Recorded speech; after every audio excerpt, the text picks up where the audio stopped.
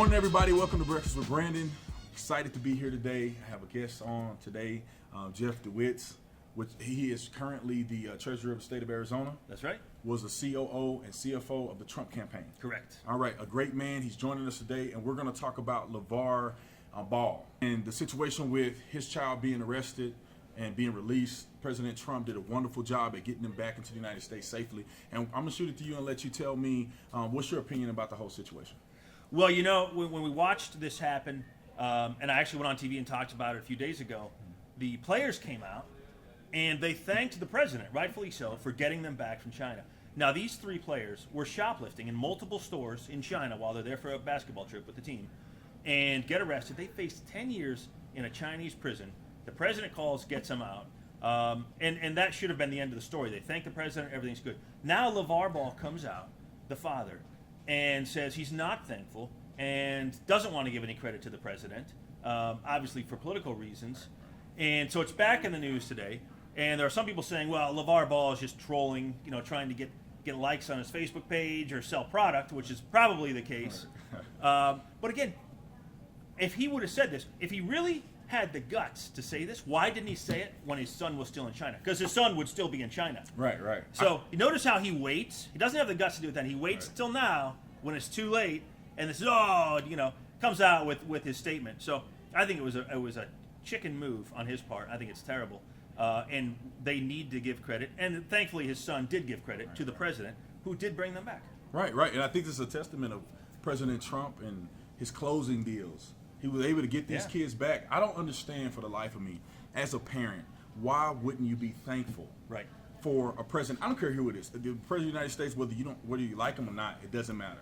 He got your children or your child back to the States safely. Right. 10 years, 6 months in prison in another country is bad enough.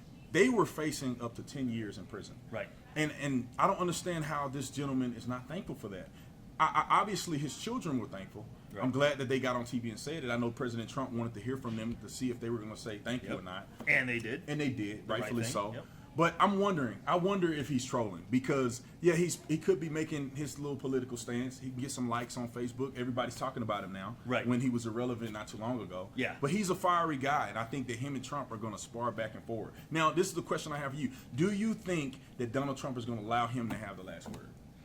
You know, I don't think I think Lavar Ball is going to try to step again and have another word at it. But I think eventually that the president has a lot bigger things to worry about than his little than Lavar Ball's little thing. So I think that he will get the last word because everyone's going to forget about Lavar Ball. They're not going to forget about the president. But you know what I like that you said is you talked about the president closing deals and bringing it back, and you look at some people that were imprisoned under Obama's term that he could never bring home. Caitlin Coleman from Afghanistan, Adia Warmbier from North Korea. This, unfortunately, who passed away. Right. But if we could have got him back under President Obama, he tried for 18 months, he might still be alive.